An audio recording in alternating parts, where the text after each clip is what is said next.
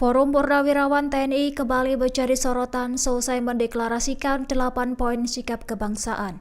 Salah satu poin yang menuai pro dan kontra adalah usulan pemakzulan Wakil Presiden Gibran Rakabuming Raka. Forum ini diklaim beranggotakan ratusan purnawirawan termasuk Jenderal Laksamana Marsikal dan Kolonel. Beberapa tokoh yang tergabung di dalamnya antara lain Tri Sutrisno, Fahrul Razi, dan Tiasno Sudarto. Menariknya beberapa tokoh dalam forum ini sebelumnya tergabung dalam FKP3 yang mendukung salah satu capres pada Pilpres 2024.